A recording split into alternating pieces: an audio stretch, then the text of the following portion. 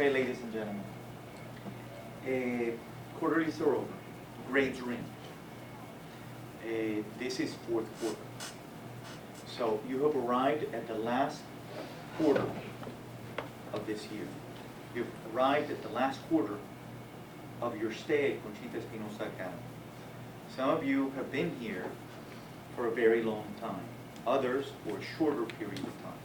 Nonetheless, in a couple of weeks, it's over and you're moving on to high school, which is a great thing. I think that it's a new beginning, it's a new start, it's new friends, new environment, all of those things are wonderful. The problem that we may have is that during this particular quarter, we may forget that we're still in school and that there is still something to be learned. So, this project that we're doing is a project that we do every year. It's a project about law enforcement, the legal process, the rights that you and I have versus the system, how the system protects me from crime, how it protects me from the system. We first have to start talking about what is a crime. Because in order to understand the system, we have to first understand what a crime is. And I wrote down a simple definition. A crime is a public wrong. Now I want you to think about that for a second. A crime is a public wrong. Now, it causes a social harm. So it's public and causes a harm. There are private harms, there are private wrongs, but this one is one that is done to the public at large, to everyone. When a crime takes place, all of society is injured or hurt. And I'll come back to that for a second, because it's very important for us to understand that basic concept, that when a crime is committed, all of society is harmed. When a crime takes place, it demands action by the government. Whatever the government is, whether it's city government, county government, state government, or federal government, it requires that the government take action. Because if the government doesn't take action, the people will then take action by themselves.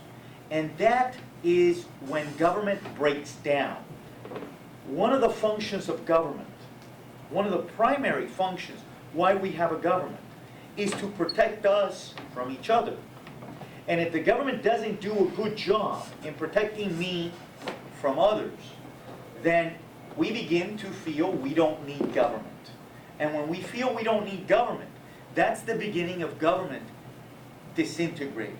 I'll give you a very personal example. I've gone to two places where this is very visible. Place number one, I went to the Philippines. And in particular, in the Philippines, I went to Manila, which is the capital of the Philippines.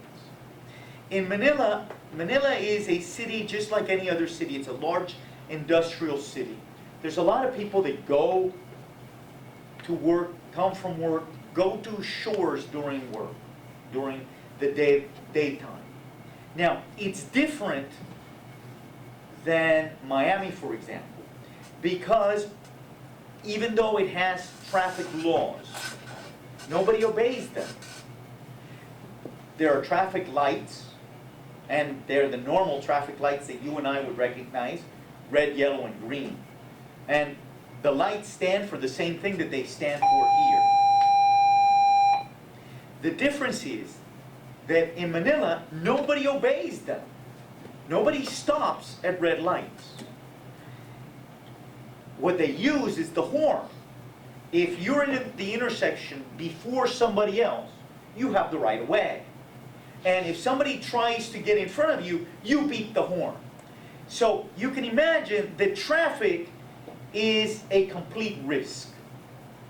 And determining when you're going to get to a particular location is almost impossible, because it depends on whether you can edge off other traffic.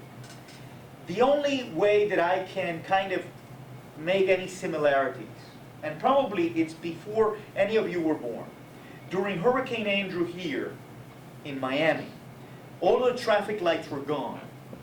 And many of the traffic signs, like the stop, the yield, were gone. So people didn't know what to do. People ventured into the middle of the intersection worried about whether they were going to have an accident. And many accidents did take place as a consequence. So the question is, let's focus on Manila and the Philippines. Why is that happening? Why don't people obey the traffic lights? And the answer to that, it's rhetorical. The answer to that is there's no enforcement. Police officers don't ticket you. You don't have to pay a fine. Okay? You don't have to worry about going to jail or the consequences of taking the lights. So people basically don't obey the rule.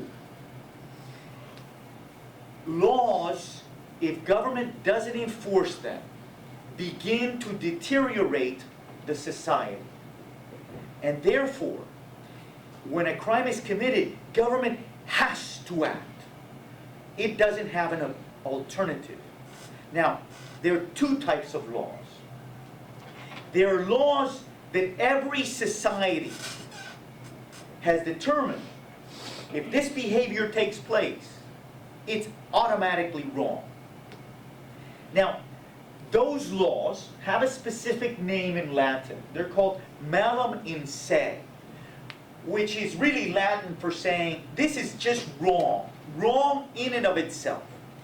And those laws focus on the actions that take place against two things.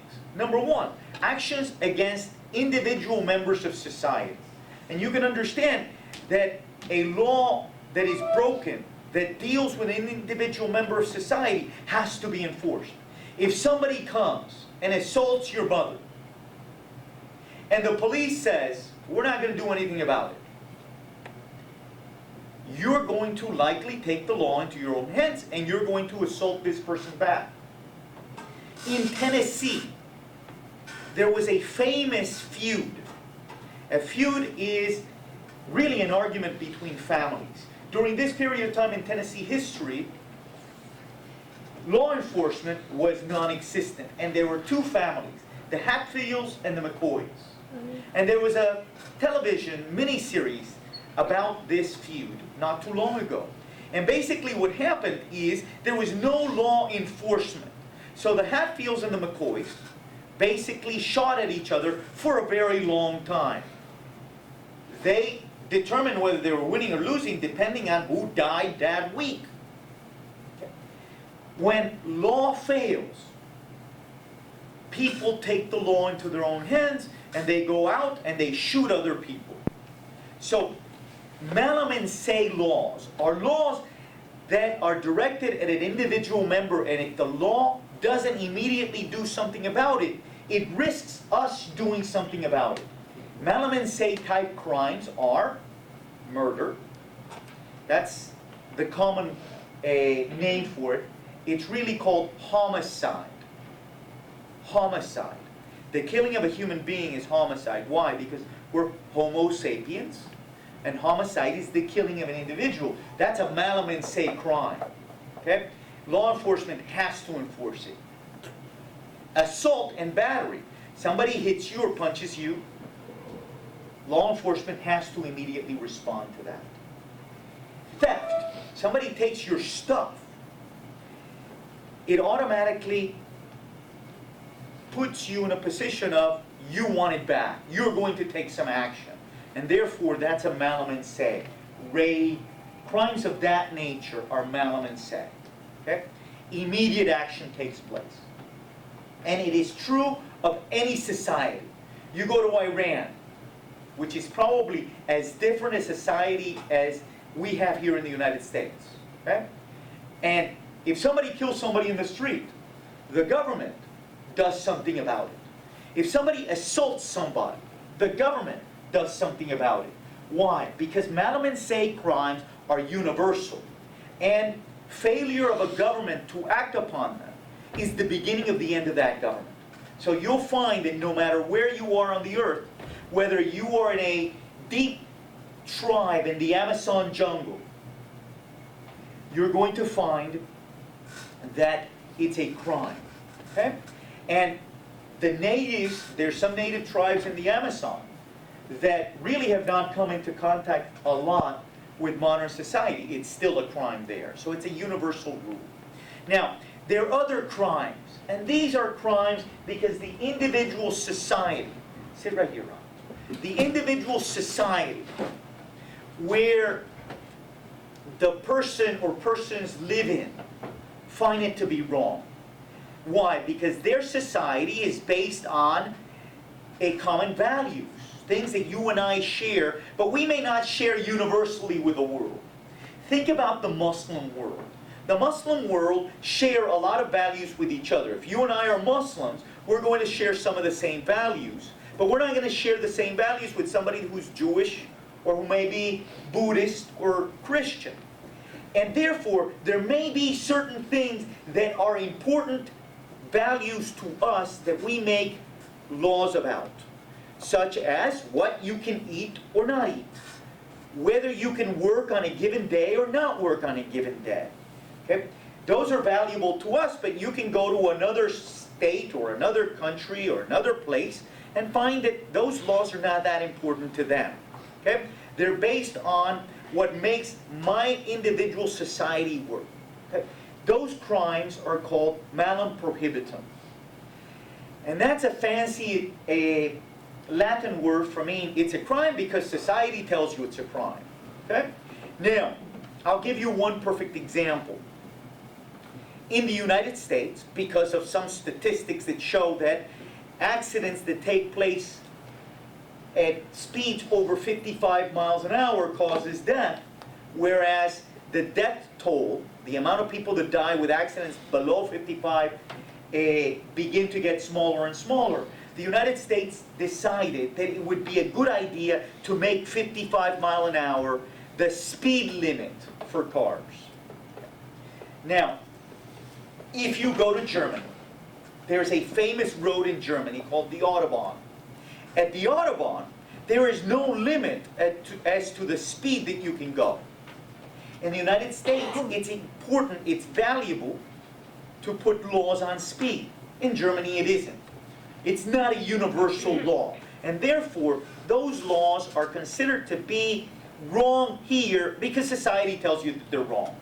For a long time, gambling was wrong throughout the United States. Then in Las Vegas, they allowed it, and now you can gamble in many places. Gambling was wrong because that society said it's wrong. Generally, malum prohibitum crimes, crimes that target this sort of thing, target it because what happens is the individual members of society get so caught up in it that they're no longer productive. Think about a person that goes to gamble all day long. Okay? That person no longer becomes a good and productive member of society because he's gambling as opposed to doing productive activity like working. Okay? It promotes sloth, it promotes a lack of orderliness. Drinking for a long time, even though drinking is associated with violence, for a long time was this sort of malum prohibitum crime. It was a crime because if you got drunk, the next day you couldn't work. Okay? And if you were so sick, you in essence